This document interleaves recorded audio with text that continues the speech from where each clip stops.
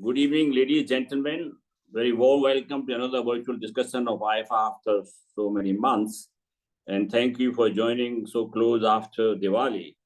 Now, we are discussing the Israel Hamas conflict which is going on. We keep on watching all the time, hearing about it, talking about, reading about it. And we are not here to change your point of view, but try to share our thoughts as objectively, as dispassionately, as fairly, as impartially as possible, and maybe speculating about what could be the end game. The situation is still evolving. We don't know how it will take. And we couldn't have found a more erudite, more knowledgeable, more experienced panel than what we have here. They need no introduction. You see them on television channel, you read their bylines. My friend MJ is there. Get to see you, MJ, after so many years. And we hear them, and I think you also see them on the think tank circuit. So I have very limited time. They all would have, they know so much, they can really speak for the whole night. It won't be sufficient, but I will really have requested all of them to restrict their comment to 10 minutes. Now, they don't need introduction. Just for the sake of a kind of courtesy, I will say just a few lines, beginning with my friend MJ, whom I have known for the last 30 years, as I call him MJ only. He was former MP of Lok Sabha, MP Rajya Sabha, former MOSEA, an iconic editor who has launched so many successful publications from Sunday to Daily Telegraph to Asian Age to Sunday Guardian, and he has authored more than a dozen books. But I think for today's evening, his two books, Shade of Shorts and latest about Mahatma Gandhi, might be quite relevant. Now, my friend Talmid, whom I have known for 40 years, we used to live in the same Pandara Park, Type 5, a small apartment long back. Now we are neighbors, but we meet only very occasionally while walking around the IAFA's apartments. He is former ambassador to Saudi Arabia, Oman, UAE, and has earned reputation as being expert West Asia and a scholar on Islam. He has written several books, but his two books, West Asia at War, Repression, Resistance, and Great Power Game, and Clash of Masonic Militarism, should be relevant for this evening discussion. According to Wikipedia, nowadays was the longest serving official spokesperson of MEA, having served 2 prime ministers, 3 EMs, and 4 foreign secretaries. And he also holds the distinction of having served as ambassador in Israel and US and High Commissioner to UK. So he can really give us perspective from his personal experiences and personal understanding of the whole situation. Many people believe that it's not only Jewish lobby in the US, but even the UK. Like the partition, they created the whole mess in Palestine. So we can't really take them away from the whole issue. And he has a formidable list of books, both fiction, non-fiction, novel on exile, based on the life of Maharaja Dalip Singh, and his book on Guru Nanak, translation of Jafarnama letters of Guru Gobind Singh Ji to Emperor Aurangzeb, and Crimson Spring about massacre of Jallianwala, underline his diverse literary interests. Professor Rajamohan, who holds a degree in nuclear physics, is one of the most respected commentators and columnists on foreign affairs. He has written several books, including Samudra Manthan and Modi's World. He's currently a senior fellow at Asia Foundation Policy Institute, and has earlier served the director of the Institute of Asian Studies at National University of Singapore. Many believe he's arguably one of the best strategic thinkers among the academics in India.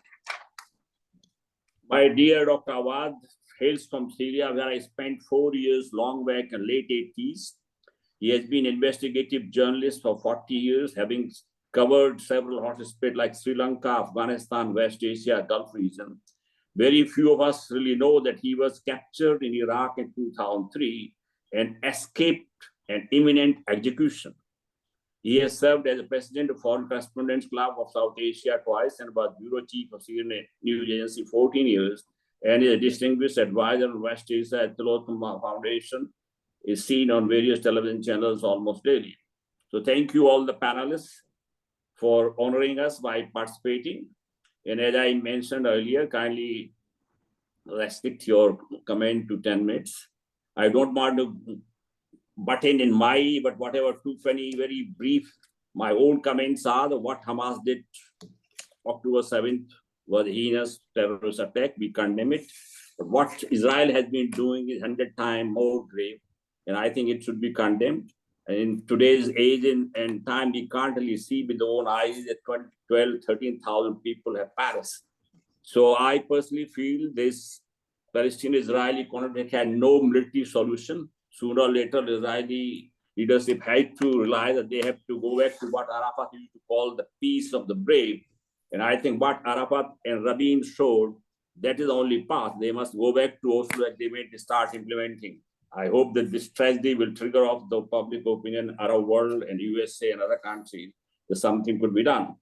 So I will begin with you, Dr. Awad, because you know the area, you know the leaders. You have been taking a close sort of a look at what is going on. So please share your thoughts. What are likely takeaways, long-term and short-term, on Israel, Hamas, Palestine-Israeli relations, Israeli-Arab relations, terrorism, and West Asia as a whole? Over to you, Dr. Awad. Thank you very much. Good evening, everybody. Thank you, Ambassador Surendra, for inviting me with this distinguished panelist, whom I have high respect for each one of them. And I enjoy being part of interacting with them throughout my stay in India and also on many occasions, and especially with regards to Mr. Akbar, MD Akbar, Mr. Sarna, and Mr. Talmiz Ahmed, and the rest of the distinguished guests. Having said that, I will just say that according to what we see in the Middle East, let me just have an Arab perspective of what's going on in the issues, because what's going on is just a continuation of the old policy has been established in the Middle East. So it's nothing new for us. It's just a continuation of the policy of the new Middle East order, or the unaccomplished project that they have started 100 years ago. And while we are witnessing and discussing at this moment, we are still watching the horror of the Israeli war on Palestine. It's from East Jerusalem to West Bank to, of course, to the concentration camp, that's the Gaza Strip. So contemporary history is written by innocent civilian blood. It's very difficult to count the people dying at this moment because there is a confrontation issues. They don't know how many are under the debris, how many people are dying with the shooting every moment. So it's very difficult to give you figures, but what we can give you figures is more than 11,000 dead, and we have more than 30,000 injured. So the number will continue because this war, there is no end to it. The Western leaders have given a clean blanche check to the Israeli government to continue its assault on the innocent Palestinians and the pretext of ending Hamas, because if it is really ending Hamas, then we have to say, what next after you end Hamas? Is it possible to end Hamas? Are you going to recognize a two-state solution?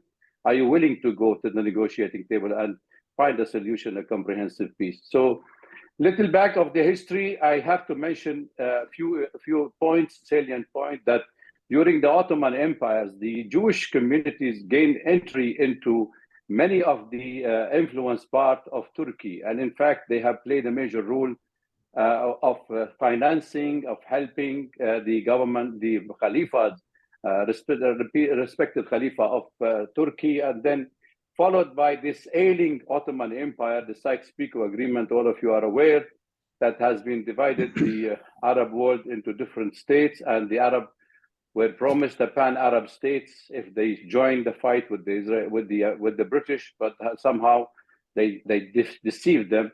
And Balfour Declaration was in 1917, and the British government definitely played the major role and sole responsibility of establishing an Israelis or a Jewish state within the Palestinian, because it was a land with people and not land without people. So this was the beginning of the history of the bombing and the fighting in Palestine, because what the mandate of the British on Palestine was an international issues remained, especially with Jerusalem's and the two-state solution. And they have already, with Balfour Declaration, if we go to the wording of it, that the Jewish should respect and adhere to respect and protect the Palestinian people or inhabitant of Palestine without displacing them. But 1948 massacres and the Nakba, the first catastrophe, have seen that they have played a major role. The Israelis or the Jewish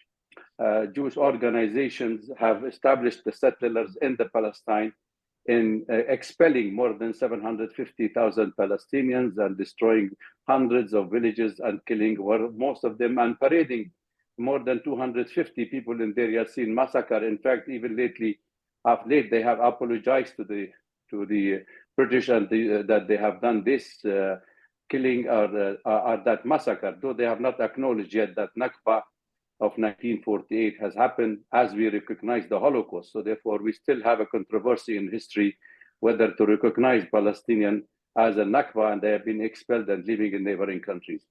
So all this has happening. So the aim was to annihilate the whole of Palestine, not to keep anything for Palestinians. So when the Palestinians decided to go for Oslo agreement after the Iraq invaded Kuwait, and the George Bush, the father, have talked the Arab country that, okay, it is an occupied territory, is Kuwait, but we will go for a Madrid conference where we'll also consider that Palestine is a occupied territories and we'll find a solution. So we went to Madrid conference, and Madrid conference have shown that there is no interest in any sort of a solution for an Arab-Israeli conflict. So there was an individual dealing, which was the Camp David, was before the Sadat, and then we had the Oslo agreement and Wadi Arafah agreement. And after 32 years of 1992, we had the Oslo agreement, where Arafat was promised 5 years interim period for a state.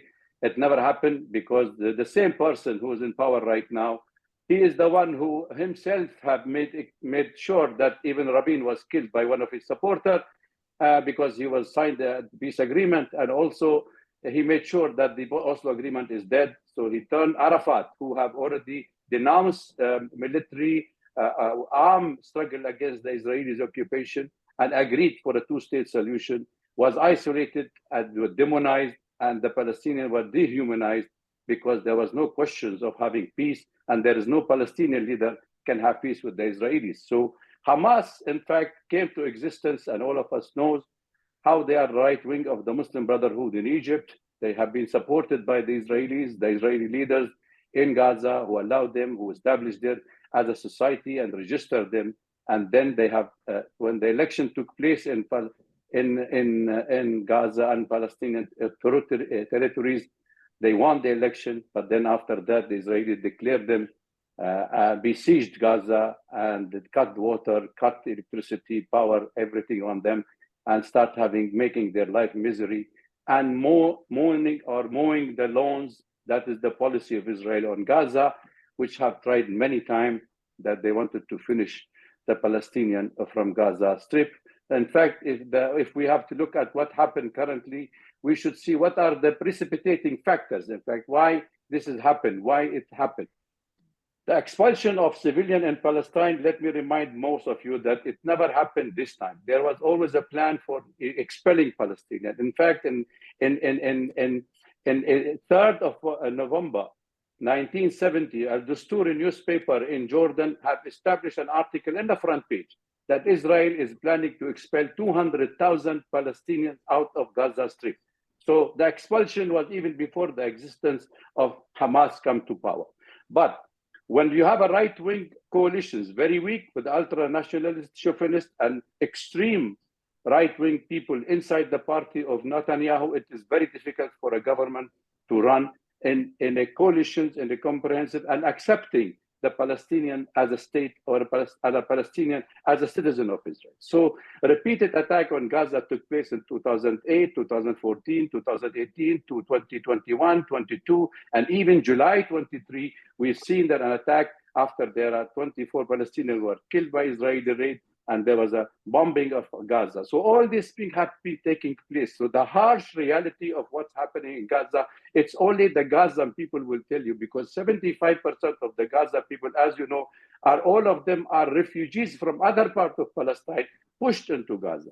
So the total population of 2.3 million people are a mixture of Palestinians from all over Palestine. And that is look like the tone and the truth of Israel. They are unable to expel them, they are unable to rule them, and they have given offer lots of offer for the Egyptian to administer them, but they have not succeeded in this. So there was 70% of unemployment, low income, closing of all hopes of any bright future for the Palestinian.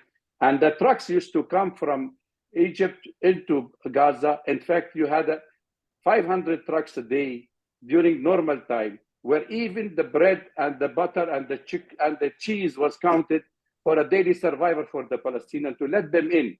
Now imagine a state of 1.5 million people internally displaced.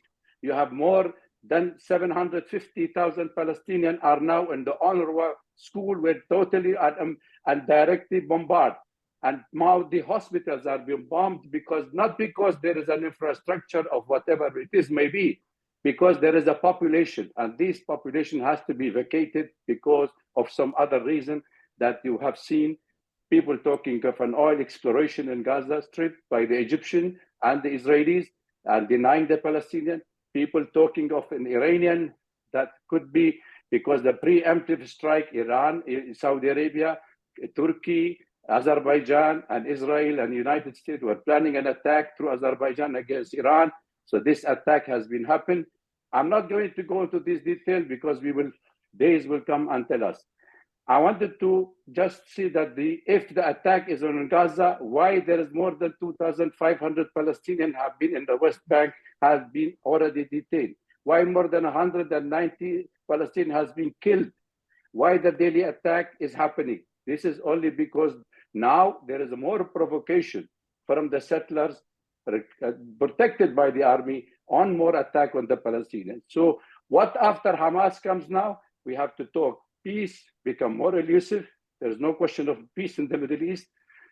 If Israel reoccupy Gaza, then the international community will start pushing for two-state solution. Israel will never help on that because they have already clinched it. Anti-Jews wave, definitely it has increased. There will be a vicious cycle of violence. And also anti-Muslim. There is a huge wave of anti-Muslim. It's not Islamophobia, it's anti-Muslim, and especially the target in South and Southeast Asian Muslim community. So now the second step will be the East Jerusalem, Al-Aqsa Mosque, which is more dangerous, which will be a more religious dimension in the conflict. Widening the conflict, yes, it could be more costly. Global economy will be hit, and oil and gas and gold will also increase. So there are lots of issues to be discussed. And I think the plan of Israel, if it goes for regional war, that is a greater Israel, which is the dream, is pursued vigorously by repeated Israeli government, that this was the Gaza, nothing but a continuation of an old policy of conquering the region from Euphrates to Nile. Thank you very much.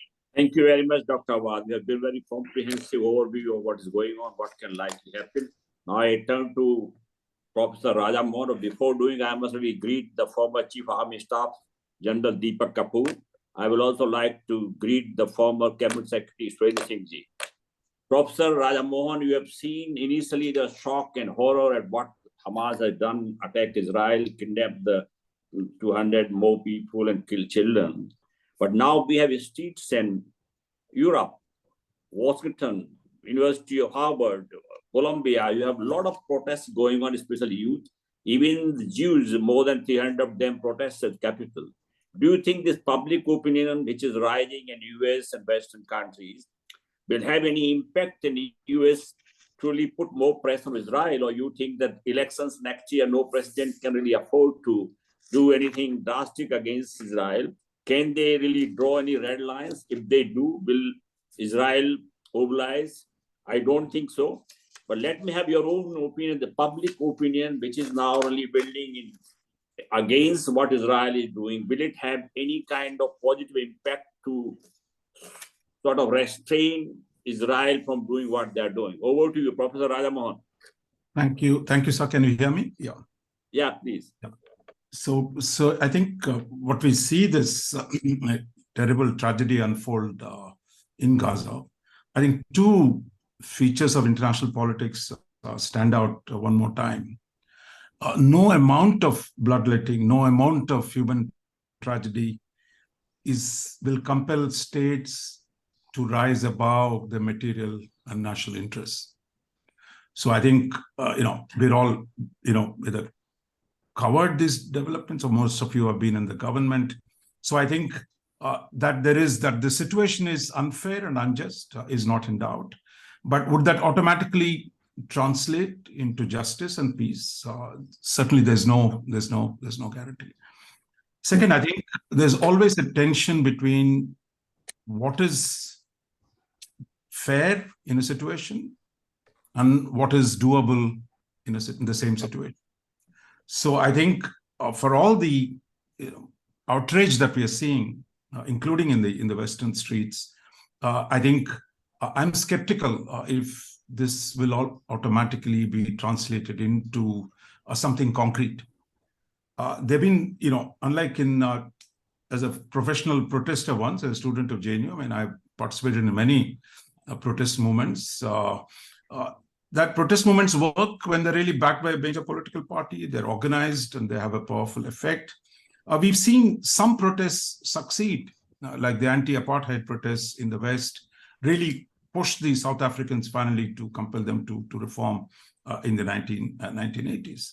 But we've also seen the campaign for nuclear disarmament and a whole range of protests over the decades, which had no real material effect on the state of play in that case on disarmament. So I think just because we see people in the street today doesn't mean it'll automatically lead to positive outcomes. So I think we have to be careful. I think the outcome will be decided, I think, on how the 5-6 contradictions, divisions within the region play themselves out in the coming days and months. So let me just quickly run through and then come back to the question of the public opinion and how this might intersect with this. The first, there is a division within Palestine, between Gaza, between those who rule Gaza and those who rule Palestine, those who rule West Bank. And the tension is real. And between Palestinian Authority and between Hamas out there. So therefore, how this, what happens, what does this crisis do for that difference between them? Will Hamas gain ground in West Bank? Or can the West Americans succeed in bringing Palestinian Authority into to come and take over Gaza after the current war is over? But then we also seen a recent article by former Prime Minister of Palestine, of West Bank, who wrote recently the need to restore PLO with all the factions, including Hamas, at least probably moderate sections, and that you need to bring the Palestinians together, at least the main forces, to be able to have a credible face to deal with the long-term outcomes in Gaza. So but then there's no guarantee any of this will happen. But I think this crisis, this factor of the divisions between the two is going to be there. Second, I think there is also deep division within Israel. I don't know how many of you read Ehud Barak's recent interview where he blames Netanyahu. Barak was also an army chief, so he's not talking through his hat. He says how deeply Netanyahu has been responsible for the current tragedy in propping up Hamas to defeat Palestinian Authority, in dividing the Palestinians, and the kind of right-wing coalitions that he has built have fundamentally put Israel and Palestinians in this terrible, terrible condition. But he also says that they have no choice but to fight now. Given what has happened, given the existential threat, they feel that the fighting will go on. So if and when the fighting comes to an end, how Israeli politics will recalibrate itself is going to be a major factor. There again, the demonstrations even in Israel, I mean, there were demonstrations against Mr. Netanyahu just before, whether that popular opinion, how that play out into the divisions within Israel, and whether we can have a more positive outcome within Israel, which is fundamental precondition for anything positive happening overall in this region. A third, I think it's also quite clear the Arabs and Muslims are divided. That this tragedy has not united them. I mean, those of you who followed what's happened in OIC Arab Summit, it's quite clear. They're not agreed. In fact, it is that the question of normalization of relations with Israel, that which some states have done, And that, in fact, the fear that Israel and Saudi Arabia were going to normalize was probably many people see as one reason for this attack. But the fact is, the Arabs are not united. The Muslim world is not united for all the outrage and the popular protests we see across the region. And the question is, how do these divisions play out? How does Iran play with these divisions? Can Iran be the force mobilizing these divisions to gain leadership in the Arab world? Whether Turkey and the Brotherhood, whether they can fan even greater flames. So I think these contentions within the Middle East, within the Arab and Muslim world itself, will be a crucial factor. Then, of course, we all know there is a deep division between the Arab regimes and the Arab states. That is Arab Street is united in its expressing its outrage, what's happening here today. The regimes are not, because not all Arab regimes see Hamas as a positive force, nor do they see Israel as a fundamental threat to them. They see Iran, some of them see Iran as a possible threat to them. Some of them see Hamas and its brotherhood ideology, which will overthrow the existing order, is a bigger threat. That's the reality. So the question then becomes, who is going to exploit these divisions, or who can help heal some of these divisions? And I think that is the big question that we're going to see. I mean, to come to the question of how this, whether the multilateral, you mentioned the UN and Israel's record in the Middle East is probably more dismal than anything it has done. So I think anyone who's expecting the UN to do something here, I think is fundamentally mistaken. And the question then comes within the West. The protests today, I think they're beginning to divide between the left and the right. You can see one division between the right wing across the Western democracies, which are increasingly identifying with Israel, and a left wing that is beginning to identify with Hamas, irrespective of Hamas's own character. There is a fracture, and then you also have divisions coming within the left parties. That is, the Labour Party in UK is deeply divided. Mr. Starmer, to shake off the legacy of Jeremy Corbyn, had taken a pro-Israeli position in the last 2 years because anti-Semitism was one of the charges that was laid at the door of Corbyn to oust him from leadership. Today, Starmer under pressure from the Labour left that the position that he has taken in favor of Israel is not acceptable. Within the US, where Democrats were historically great supporters of Israel, within there are deep divisions, I think, emerging within the Democratic Party. And the question then becomes, what happens if these divisions continue? And we've seen the French position last 2 days is different. France has called for a ceasefire publicly. France has the largest number of Muslims and largest number of Jews outside of Israel, and largest number of Jews outside Israel and in Europe. It also has the largest number of Muslims in Europe. So again, the pressure from the street is compelling them to act. So I think coming to the end, I mean, which I would say the one country that has leverage on both sides, a positive leverage with Israel and with the moderate Arab states, as well as negative leverage with Iran, is the one country still that has the capacity and the weight to be able to override some of these contradictions. That doesn't mean it will succeed. It can actually fix the problem. The question then becomes, in the coming days, how quickly will this war end? Because if you see Ehud Barak's interview again, he says, look, we are going to lose support. He makes it clear. Israel is going to lose support. But we have no choice but to fight and eliminate Hamas. I mean, Israelis are most realist and cynically realist, if you will. They have no illusions that the world will support them, I mean, except the US. And they know even within the US, the support will diminish by each day the war continues longer. So therefore, I think a lot rides on the outcome on the ground, how this war is going to shape up in the next few days. Meanwhile, you see the Americans and the Israelis intelligence chiefs were in Doha negotiating the hostage release. So you see the attempt at fixing some of these problems, again, with the US at the center of it. And I think the question is, how much weight are they going to bring? How much weight they're going to bring on Israel to stop and to do what the Arabs had offered historically, opportunities to make lasting peace, which Israelis did not take. And for that, removing Netanyahu, getting a new regime that's more open to reasonable outcomes is the outcome. So I'll stop here. I see you waving with your pencil at me, Ambassador Kumar.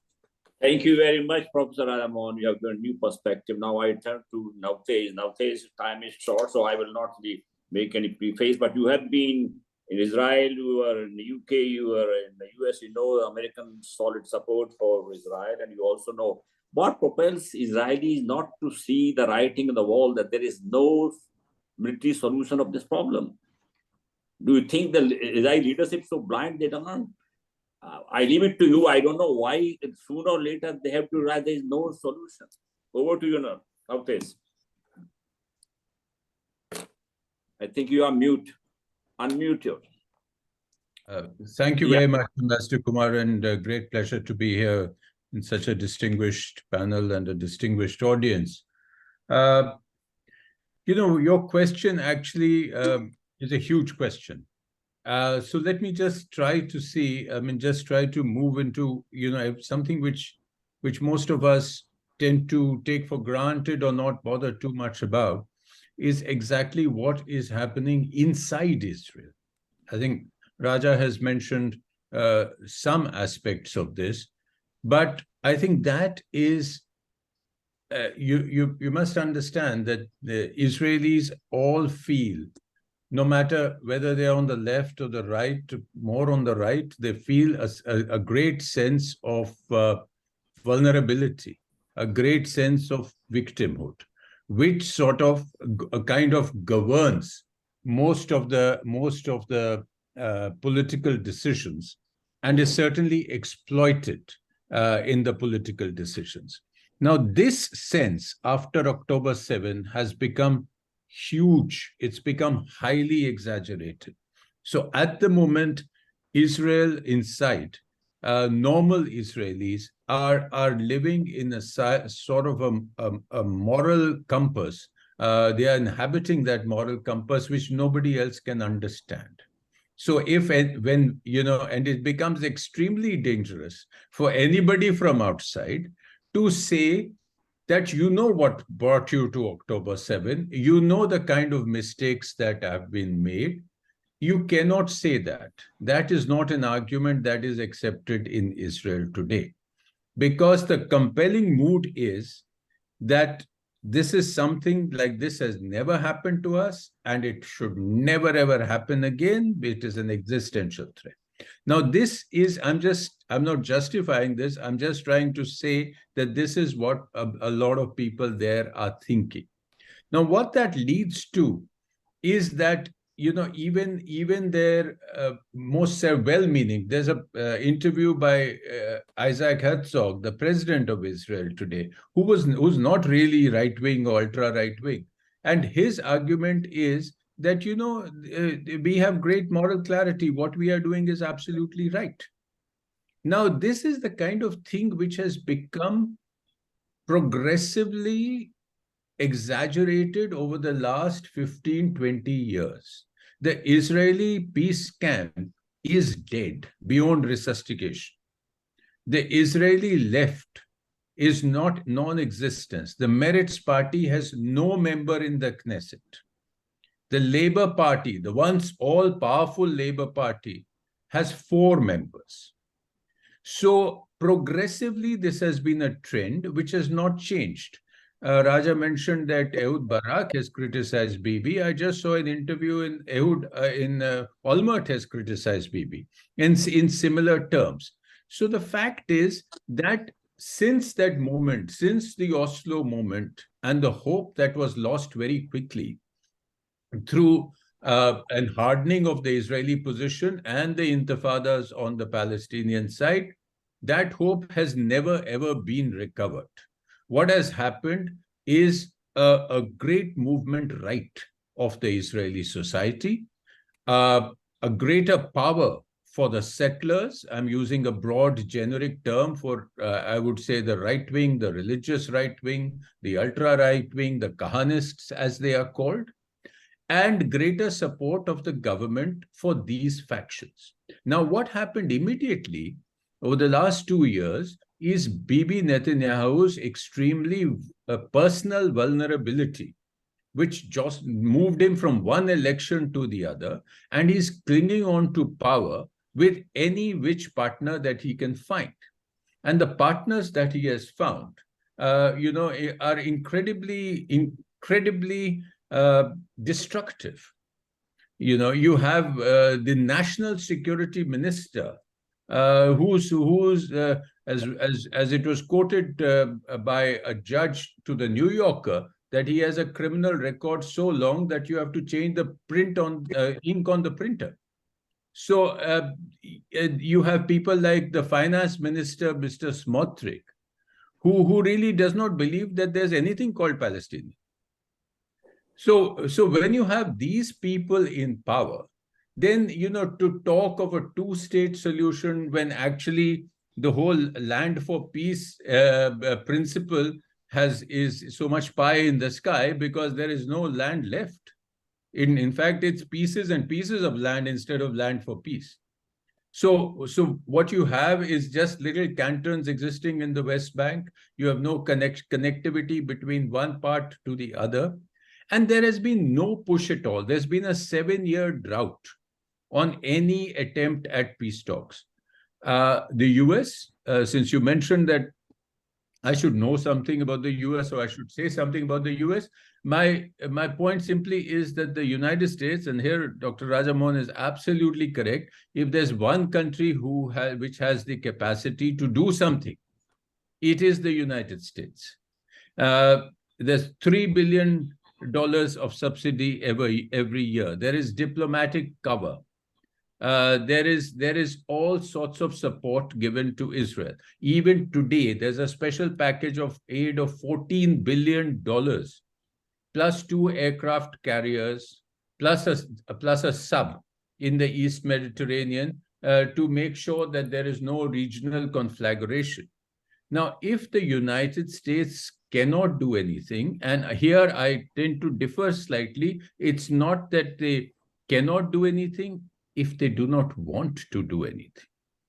And until they actually do not want to do anything, Bibi is going to carry on, because this is his road to possible survival.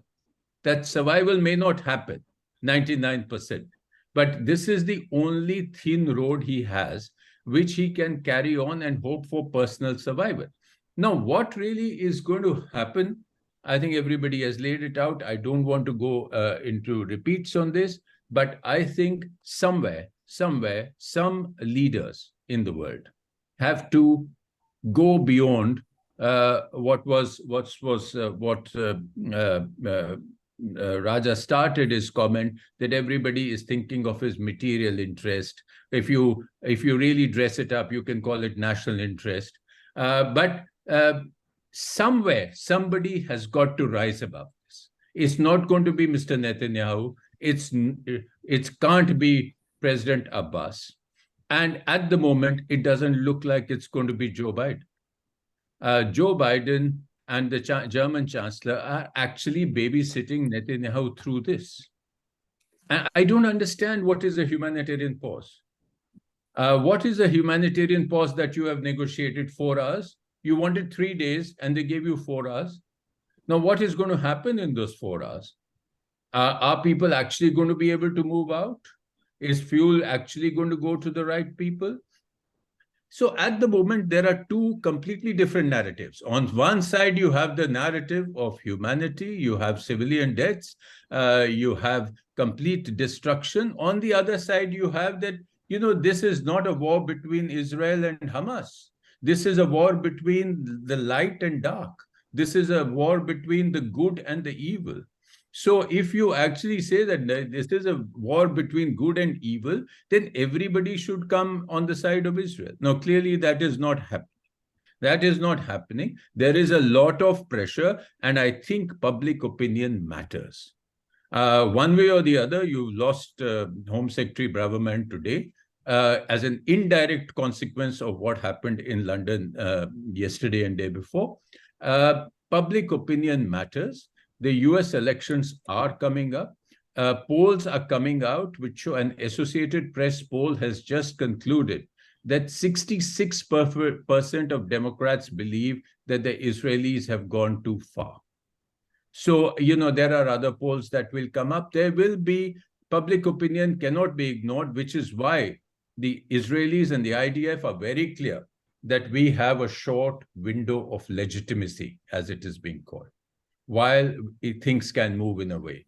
How long this window will last, it's an open question, but I've probably run out of time.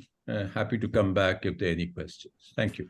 Thank you very much, Nabte. You have your insight on what really Israeli, especially Bibi wants and how the Americans work. Now I turn to Talmid. You are an expert of reason.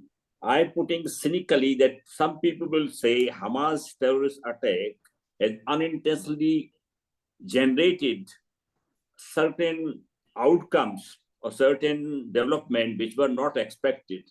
Now they have succeeded in installing the rapprochement between Saudi Arabia and Israel. They have started putting question mark out those who signed Abraham Accord. They have also brought the Palestinian issue on the center stage. They have also forced the Arab leaders to really rally around Palestinian and demand the two-state they were not asking for. And they have also seen they have really further weakened the Palestinian Authority on the West Bank. So how does it really spell out in coming months? What is next? Over to you. Talmiz, unmute yourself. Unmute. Yes, okay. Thank you, Surinder. First, 2 or 3 immediate points. This is not a war between Israel and Hamas. It is a war between Israel and the Palestinian people. So far, they have announced the killing of 5 or 10 Hamas leaders, but they have killed 11,000 people. So let us be very clear, it's a war that Israel has unleashed upon the Palestinian people. That is the most important point to be noted. Secondly, amongst all the implications that you mentioned, you somehow failed to mention that this assault that Hamas militants had taken out against the Israelis had extraordinary strategic implications. This is a very significant strategic victory as far as the Hamas and the Palestinians are concerned. It has exposed the Israeli armed forces as extremely incompetent. It has shown the Israeli intelligence as being incompetent as well, and it has shown up the nakedness of the political leadership. So what we have seen, when was the last time the Israeli armed forces fought a war? 50 years ago. Since then, what have the Israeli armed forces done? Killed thousands of people who have no army, no navy, no air force. They are the ones pummeled by their armed forces, by their air force, and killed from the air in their hundreds and even the thousands. What you are seeing now is because of the extraordinary strategic setback that Israel has had, there is now a desire. There is a very temporary alignment between the political and military leadership. Both are on the same side because they have to reassure the Israeli people that we are taking revenge. I had suggested in my first remarks that Israel will go for a kill rate of 1:10. They have now downgraded the number of Israelis dead from 1,400 to 1,200, so that now the kill rate of 1:10 is feasible, and I think within 2 days it will be achieved. This killing has no strategic advantage as far as Israel is concerned. It is essentially connected with it is connected with the survival of the regime and recovering some of the prestige of the Israeli armed forces. Did you notice another thing? The Israeli armed forces could not fight for 1 day without American supplies. Within 24 hours, in fact, in the first day itself, the Americans had to ship huge quantities of weaponry for the Israeli armed forces. So this is the armed forces that we have been told is the best or the second best. This is a con. What the Israelis do best is to kill large numbers of people from the air and then show that they are such a great armed force. Now, this is where we are today. The problem is that the Israelis are today blackmailing the Americans. As you know, I don't believe the Americans have any capacity to influence Israel. It has always been, look at the history, last 30 years, consistently, it is the Israelis that have influenced American policy. Anytime there's any Israeli leader who deviated from this and wanted to do something sensible as far as the Palestinians are concerned, he was assassinated.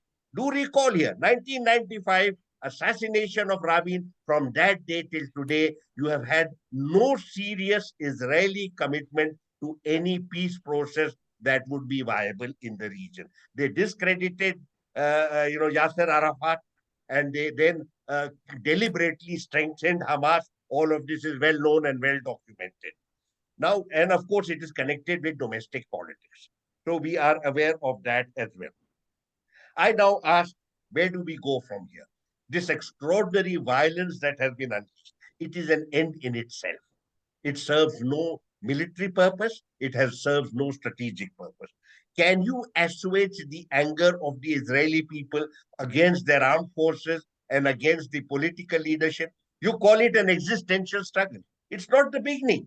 We've had this so-called existential struggle for the last 20 years, 30 years, because killing Palestinians is now an end in itself. Large numbers of them. What the Israeli strategy is, somehow make life so unacceptable, so onerous that somehow you leave. But it has not happened. I would say to you that you will find that the spirit of resistance that animates every Palestinian, that will remain as a very powerful spark, and it is not going to go away. The rest of the questions that you have asked, this whole business of normalization. Normalization is a fake process. Many people saw it for what it was worth earlier. There is a desperate desire, particularly on the part of the Israelis, to have normal ties with the Arabs without doing anything for the Palestinians. Repeatedly, they are reminded it's not going to work. But the Arab monarchies have their own dynamics. Some of them have succumbed to certain pressures and have normalized. Most of them, as of now, have very little strategic value. UAE and Bahrain don't bring any unique strength. It is really Saudi Arabia that they had wanted. I'm not sure. I think that the Saudis were at some stage enthusiastic, but their motivations had very little to do with the Israelis. It had more to do with enhancing their own capacity at home, so that when they engage with the Iranians, they do so on the basis of some degree of strategic parity. That has been postponed for the time being. This normalization with the Israelis was largely to ensure that what they had demanded from the United States would pass through Congress. May or may not have happened. There was a degree of progress. Crown Prince himself said, we are moving forward day by day. I think that is now back on the back burner, and we are not going to hear of it, at least for some time. Now, that is normalization. With regard to so-called unity, we know that this entire thing, we use the collective term Arab world and Islamic world, believing that there is a kind of collective monolith that they share. They do not. We've always known this. And we have always known that there are very broad, and significant divisions between them. Can they do anything? As of now, none of them wants to have a major military conflict. I don't think the Israelis want it. I don't think the Iranians want it, the Saudis or the Americans. Could they walk into it, as we had seen in the case of the First World War? Could be. As of now, there is restraint. What the weapon is not conflict. It is not war. It is attrition. What you have in the case of Hezbollah and in the case of Hamas, small victories where you damage the standing of your enemy and over a period of time debilitate them. At some stage, some sane people will come. It's not going to happen for a long time and possibly not even in our lifetime. But that is the only way in this ugly imbroglio that we call the Israel-Palestine conflict. So I'm not sure there is going to be anything significant changing in the near future. With regard to regional affairs, I would say the following as my personal prediction. I think there will be substantial engagement between Saudi Arabia and Iran, and there will be a greater degree of strategic convergence than we have seen earlier. Number two, I think the United States is a significantly diminished entity. It is a seriously discredited entity, and it has now lost a lot of credibility. I'm not sure it's going to be a serious player in the region for a long time to come. I would keep my diplomatic eyes on the Chinese. I think this is where we have to see the Chinese keep their cards very close to their chest. They don't talk too much. They don't make grandiose statements. But I would say to you that one entity that is likely to emerge as influential in the region over a period of time, it is likely to be China. What its role will be, I would not like to predict at this stage because it's very uncertain territory. But I think that is where we would be looking at.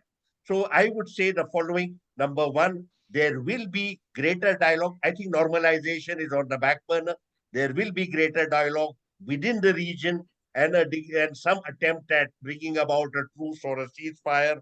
Americans, to my mind, are seriously discredited and are not likely to play a major role. You would see the Chinese coming up, and many of the countries of the region are likely to work with them. In the immediate, why are the Israelis delaying a ceasefire or a truce? Because they are desperately worried. The moment you have a ceasefire, there will be inquiries, there will be questions asked. What is Netanyahu up to? What are the armed forces doing? They failed the Israeli people. So, what he has decided to do is to suggest that there will be a prolonged war of attrition as far as Gaza is concerned, so that there is no day that you announce that today we are in a ceasefire. He is likely to provoke that, he is likely to expand that. He will be saying, I am hunting for Hamas. Basically, he's protecting himself. He's a desperately frightened person. Okay, thank you, Talmi, for giving a reality check. You have really spoken as uninspiringly as you always do. I will now turn to my friend M. Yakov, former MOS CEO. Before I do that, I must welcome my friend Dr. Dennis Jorgen, who is logged in from Chicago University. I must also greet my friend Prakash Chand, who has joined when he is lying in the bed in hospital. It shows the interest he has, and also Shyam Bajpayee, the former secretary. MJ, I will jumble a couple of questions. You can really answer. You're listening to all of them. You can comment on what they have said. One is that you remember when you came to Nairobi, you spoke on Islam, Jihad, international terrorism. You spoke on the same subject at the FSI. Now, many countries call Hamas terrorists. But many are countries who don't call them. What do you call them? Second is that former head of the Saudi intelligence, Turki al-Faisal, in a video which has been circulating, has said that Palestinians should try the Gandhian way to fight Israelis. Now, I personally don't see how it can work because there is no Gandhi in Palestine, and I think Netanyahu has no heart which could be changed. And lastly, there has been talk about the US is the only country which has got influence and can really play a role. Now, taking that really argument a little further, India is country right now. Prime Minister Modi has good relations with Israel. He has good relations with Palestinian Authority. He has good relations with UAE, Saudi Arabia, and even Iran. Though we may not have direct leverage like US in the region, do you think India can play any immediate role? And lastly, do you think the whole thing is looking like proverbial, this kind of thing, a fight between David and Goliath? Over to you, MJ. Thank you very much, Surinder. And after such a learned discourse from my predecessors on this panel, all distinguished, all experienced, and all with very great insights into the situation, I think you've thrown a couple of complex questions whose answers can only be miniaturized in the interests of time. The first, of course, is terrorism, and I think you linked it to the terminology of jihad. Whether this is a jihad or not. That's your question. And I think there is a very specific, direct answer to it. Islamic doctrine, for those who are not aware, is very clear on this subject. In a jihad, you cannot kill non-combatants. In a jihad, you cannot kill children. In a jihad, you cannot kill women who are defenseless or women who are not belong to the army. In a jihad has very specific rules, right? If you are setting yourself up as a true jihad rather than as a political convenience. And by those standards of Islamic doctrine itself, Hamas does not measure up. Second, to continue, you move into fairly complex territory when I think in your email to me, you asked. But first, before I begin, I do want to repeat something that was said before, that we must get rid ourselves of the illusion that there is a Muslim world, right? There is a world of nations in which Muslims form the largest populations or small populations. There is very little, there is nothing called a Christian world. There is nothing called a Hindu world. I'd like to see, does the Hindu world agree on China? If you take India and Nepal as representatives. No. People will belong to nations and they will have, as was said by Professor Rajamohan, views and attitudes which are conditioned by their national interests. To come back now to the question that emerged of your reference to who is Goliath and who is David. This has always seemed to be a question which is rather belies the answer because it is David who wins, not Goliath. And if I did want to get to a more biblical reference, and in a land of the Abrahamic faiths, Talmiz's book is on the Abrahamic faiths, then, there are two aspects of it. Cain and Abel come more easily to mind. And if you take history and religion as, let's say, two operational focus points of this point, then, no wars are more bitter than wars fought over religion. And as for history, if history is guilty, then how many generations will be condemned to death? That is the question that is stark before us. And we are continuously, even as humankind, to find an answer to it. The questions are the same, the answers do not change because there are no answers. The very interesting point that you have raised, and it seems almost sometimes contradictory that we should be asking ourselves this question, is would nonviolence have succeeded? Let me first begin by asserting a very important fact. One, Gandhi was not singular. Gandhiism is a doctrine. Whether there is a Gandhi or not a Gandhi, Gandhiism can have impact. The first half of the 20th century was really the half in which Gandhi established that something as powerful as the colonialism, European colonialism, could be defeated by nonviolence, could be defeated by satyagraha. After that, in the second half of the 20th century, Surinder, I can think of at least three major changes, major movements, which succeeded through nonviolence, even though some of their adherents had tried violence. One was the liberation of South Africa from apartheid. Eventually, it was nonviolence which succeeded. Second was the emancipation of American blacks.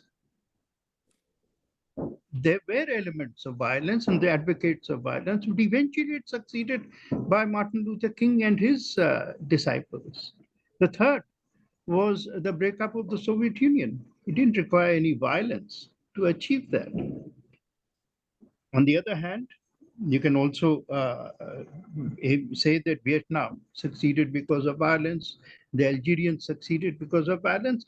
So there are instances of both in play between us. In fact, Prince Turki Al Faisal, who has made this observation, of the question that I would like to ask him is that during the Afghan jihad, in which he played a very, very prominent role, he wasn't advocating non-violence as the answer to Soviet occupation. But it is absolutely true that non-violence as a concept is revolutionary. It is radical, right? And it has a moral quotient which can be underestimated.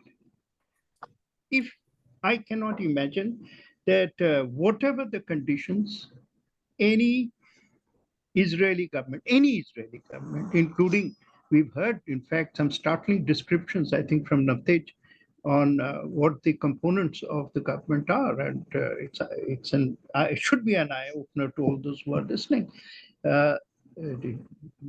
Few people know Israel better than Navtej. But no government in Israel would have been able to turn Gaza into a graveyard for children if non-violence had been the methodology of protest. It would have been impossible. I mean, the Israeli people themselves would have removed that government. After all, Israel is a democracy. It's not an authoritarian. And in fact, it has been mentioned here, but sometimes, an analogy comes to me when I think of the present Prime Minister, which is that, there are many ways of becoming a Winston Churchill.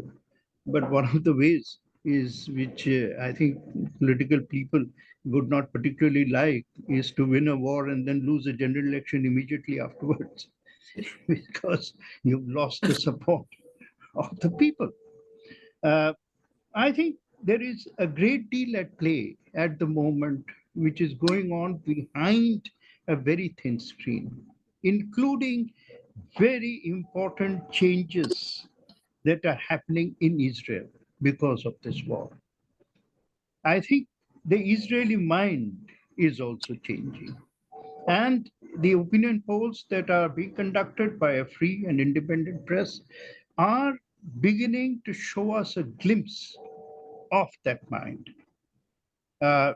For a nation which sees itself under siege, which it sees the present crisis as an existential crisis, for them to believe that the present leadership is not doing a credible job at this moment means that they're beginning to look at issues from outside the perspective of black and white, right? Such events such as this do have this impact on people, and they are having an impact.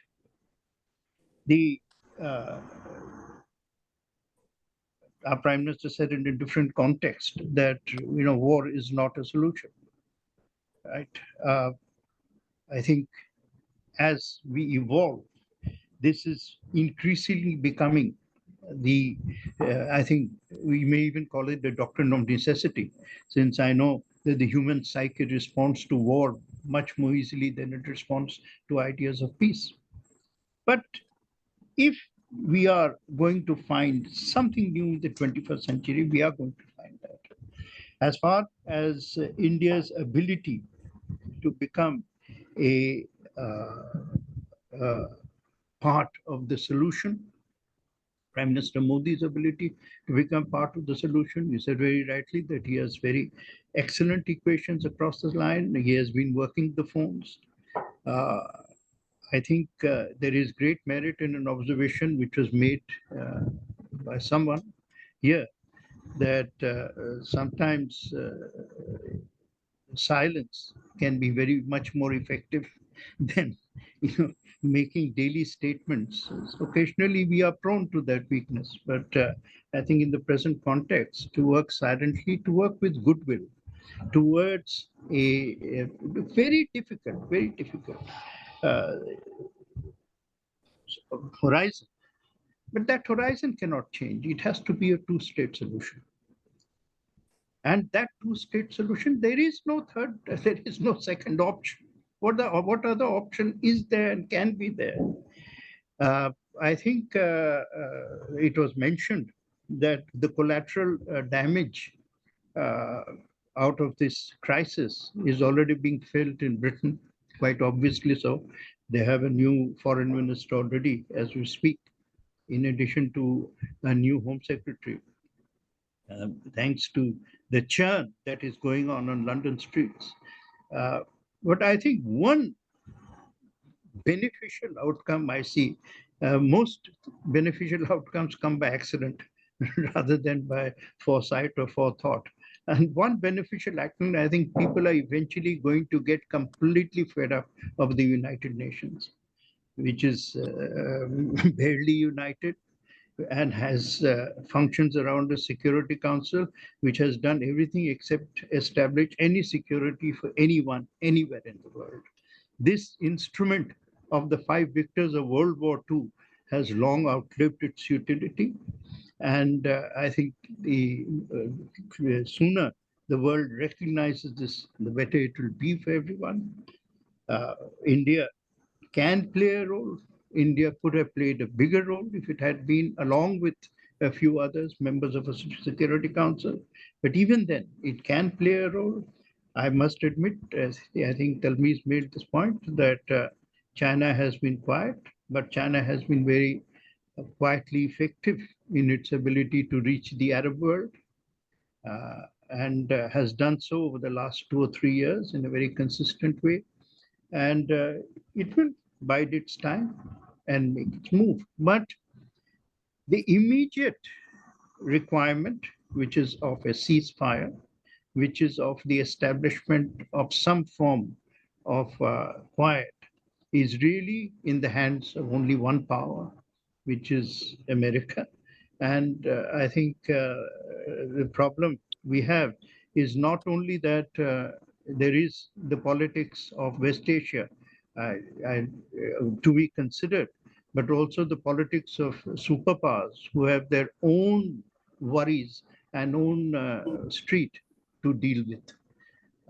However, there cannot be continuous war. So we shall see and perhaps reconvene when the fire ceases. Thank you very much. All of you have done a great job, really giving insight and really a lot of food for thought. Let us give a virtual applause to all our panelists. Now we have already over our time, but we can spend about 10 minutes or so for question answer. I see the national editor of Hindu, Swasini Haider, itching to ask a question. Swasini, go ahead. Swasini Haider, unless he is already left. Okay, any other people who want to ask questions? Otherwise, the panelists can really. Yes? Yes, Ms. Ravi Chaudhary. You please unmute yourself. Unmute. Yes. Thank you very much.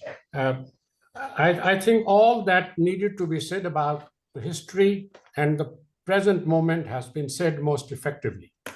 But I'm going to raise 2 bullet points on the basis of what MJ said, that good outcomes come only accidentally. And I see 2 accidents that could happen. One, Israel is slowly, we thought, but in practice more rapidly destroying its economy. Its internal economy is on the verge of extinction. Most of their labor force came from Palestine, the service sector.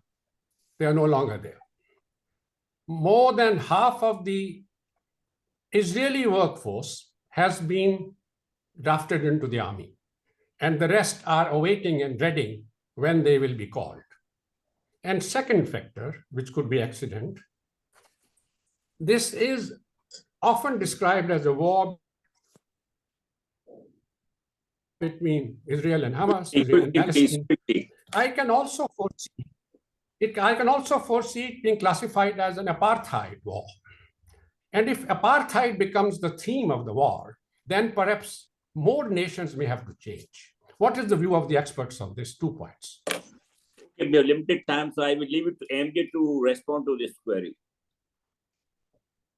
Well, I think these were statements which actually explain themselves very well, and there is no specific need for a response to it, because I think he just made the most, I think, to make the point that Israel's economy is going to be suffer the damage which is not making the headlines. It's an extremely perceptive point. You know, I should have mentioned in my intervention that this is a land, about which Salahuddin Ayyubi said, blood never sleeps, right? But now the success of Israel really has been the success of its technology, of its economy, and of its ability to make a mark at the high table of the world's economy. And if that suffers, then there will be serious long-term damage. Anyone? Talmiz, Navte, do you want to add anything?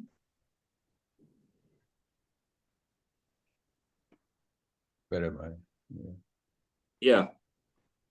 Navte, you want to add anything? No, I just want to say that there are some estimates which are coming out of the loss, the economic loss of a wartime economy in Israel. At the moment, they would appear to be bearable. Something like, it's anything like 1 to 2% of GDP, loss is anticipated. And given the fact that, there's a huge subsidy package from the United States.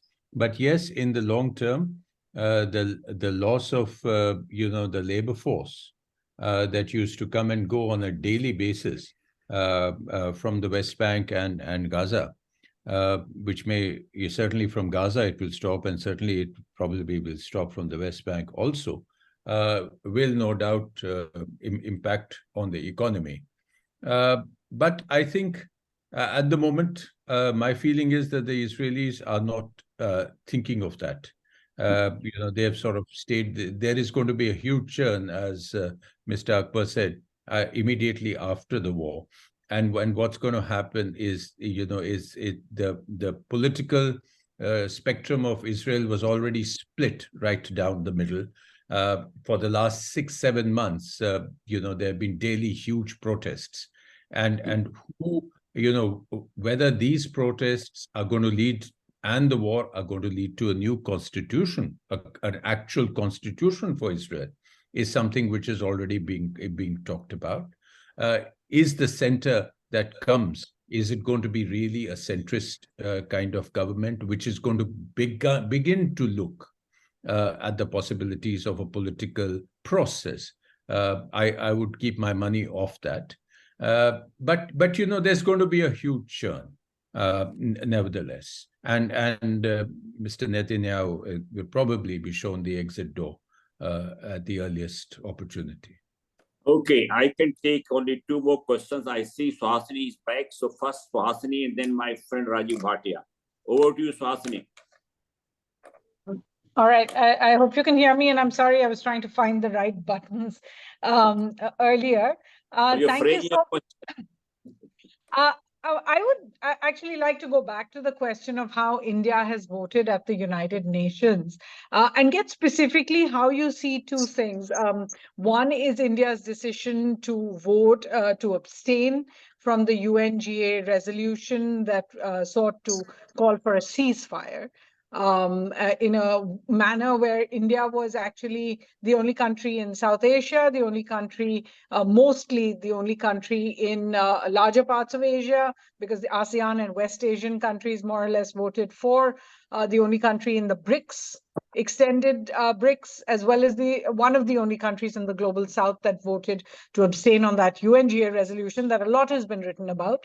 And the second part is the more recent 6 resolutions of the 4th committee of the UN, where India has just voted as it always does, which are routine, more or less, but in the past has changed. So my question really is, do you see these specific votes as a desire to show support to Israel, especially in the wake of the October 7th attacks?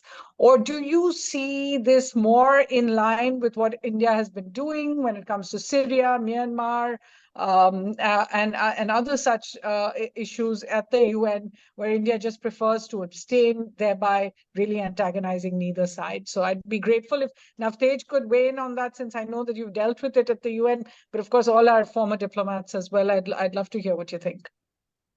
Well, Navtej, you can do it later on. Professor Raja Mohan, who wrote a book called Modi's World, he can also answer. Navtej, quickly. Sorry, no, I think let Raja take the lead in this. I've already spoken enough. Yes. Okay, Raja, you wanted to go, so you please unmute yourself. You unmute. You are on the mute. Yes. No, I think I see all the diplomats are ducking the question, so it's just nice. Deflect, shall we say? No, I think, look, you can go around it. The fact is, India's policy to the Middle East has changed. If we have to deal with it, I think it's a reality that India on the terror question, it's saying it's willing to. Historically, we didn't speak up against terror in the Arab world. We only talked about Pakistan's terror. We kind of ducked the question of Palestinian terror. But today we are standing up on that issue. And if you see even the statement yesterday by the 2+2, they say very clearly we stand with Israel on the question of terror. So that's a change. Second change, I think, in the Middle East that has come, I think, has this cost us enormously in the region? No. Because India's relationship with the moderate Arab states has significantly increased with MBS and MBZ, who are engaged with Israel in one form or the other. So the shift does not fundamentally undermine India's relationship, because the scale, the intensity of India's relationship with the Gulf today has grown dramatically. And except Qatar, who are in a different place, the others are not going to hold India, as some kind of a betrayal on this. Third, I would say that the other change that has taken place is India is working with the US. Whether it's economic corridor, whether it is I2U2, India is sitting with, if you look at the three other partners in the I2U2, Israel, we historically didn't want to be seen with them. With the Americans, we said we must keep distance from them. And the Gulf guys in the robes, not in the Baathis in the suit, that we are willing to deal with them. So the very I2U2 formation 3 years ago reflects a different Indian approach to the region. I think that's a structural shift that has taken place. All of this does not mean abandoning the Palestinian cause, but that's why the vote on the question of settlement, on the statehood, you're continuing to vote the old way, but on terrorism, you're voting with Israel quite clearly. Okay. MD, you want to add anything? Yes, please. Now, since, I think, sorry. Yeah, if I may. Yeah, since Suhasini did direct this at me, I was at the moment looking for the economic figures, which I wanted to provide to Mr. Chaturvedi. The Central Bank of Israel has cut its 4-month forecast of growth from 3 to 2.3%. So that's the first indicator that's coming out. To come to Suhasini's question, I think Dr. Rajamohan has put it in very stark terms. My take would only be that this is in line with the nuances of our foreign policy today. It is clearly a more realpolitik, national interest-oriented foreign policy, as understood by the people who make policy today. And so I think that has been done. And what it will do later to India's position, or whether it really won't matter in the Arab world, a lot of that will depend upon what the Arab world does today. My gut feeling is that the sort of pusillanimous kind of reaction of most of the Arab countries so far to what's happening in Gaza, I think it probably won't matter. But if there is a major reaction from Arab countries, then India's vote, will be an indicator of how we stood. Clearly, we have stood with Israel so far, without abandoning our standard formulations in different places on the two-state solution. And I think we have stood more with the United States than even with Israel. Okay, MD, you want to say something? Nothing, but every time there is a shift, I recall Narasimha Rao when he decided to make his major move that the whole India was abandoning the Arab world and so on and so forth. No, India has to progress along, as I said, along the route of its own national self-interest. And I think we might just compare this with one very major development at in Riyadh this week. There was a major quote-unquote Islamic summit on this issue, and Saudi Arabia led the reaction or prevented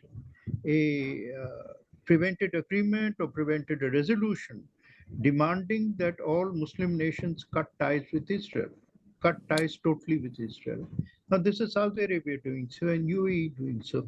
So they also are not static. They have changed.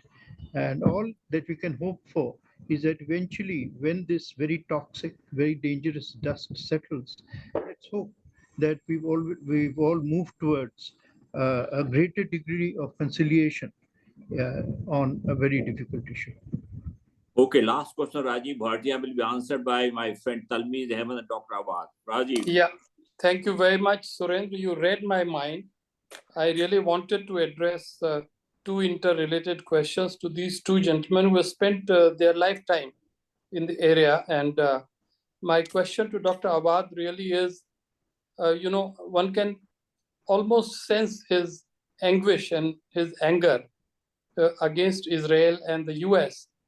How do you feel, sir, about what the Arab and Muslim nations are doing, which is really amounting to nothing? How do you read and interpret this? And my dear friend and colleague Talmiz, I heard you with great attention.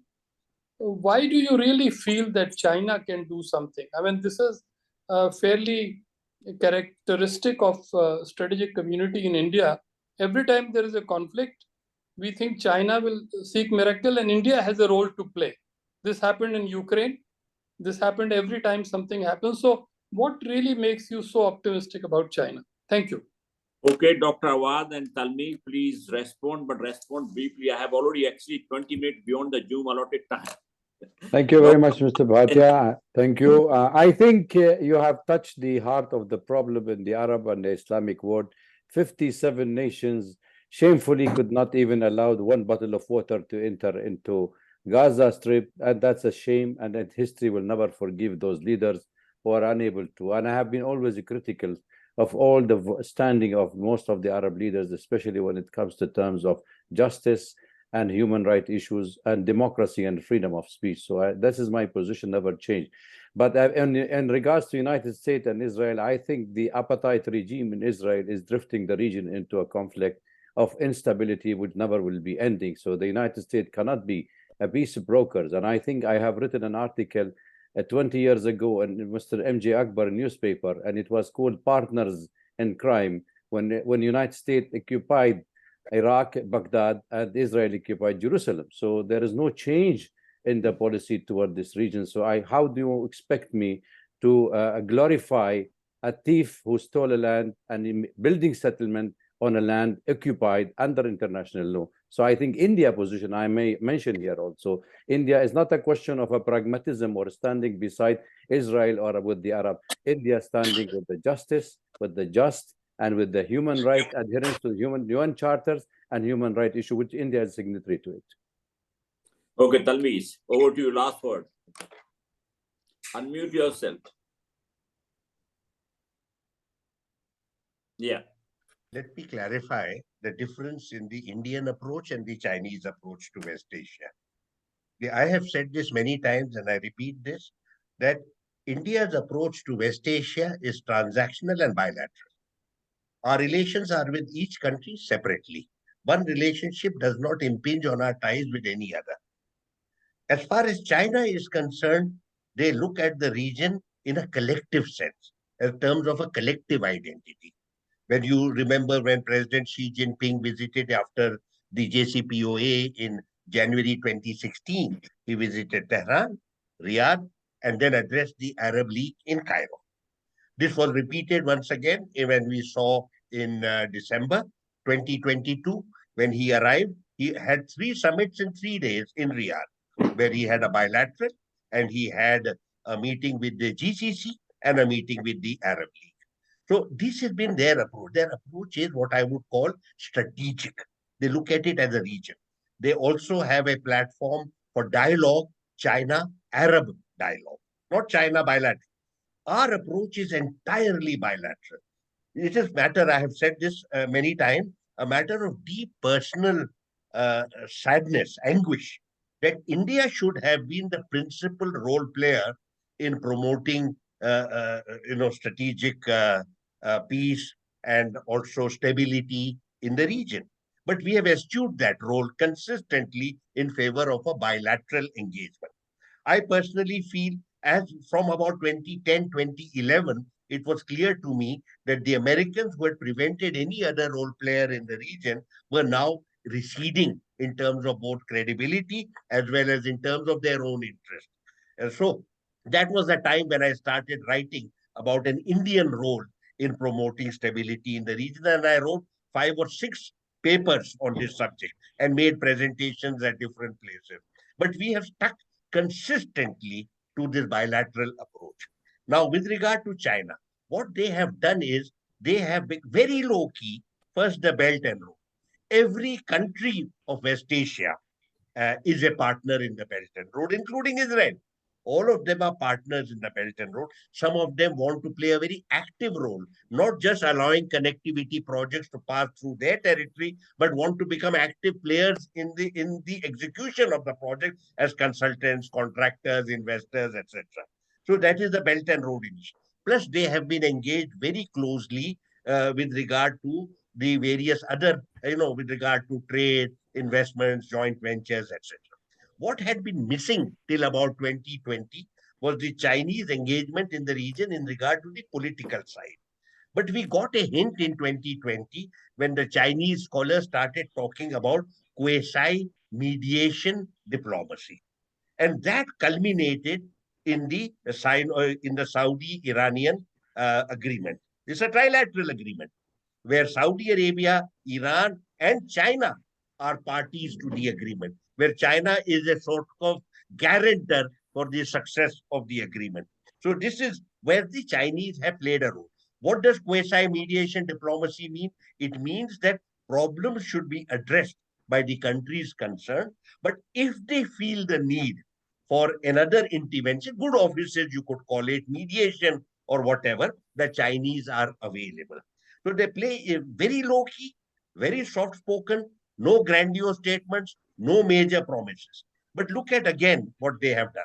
They have a special envoy from the Palestine issue. They have a special envoy for the Horn of Africa. They are very deeply engaged with the region, building up knowledge, building up connections, and ultimately they will be the go-to player as far as the Americans are today seriously irrelevant.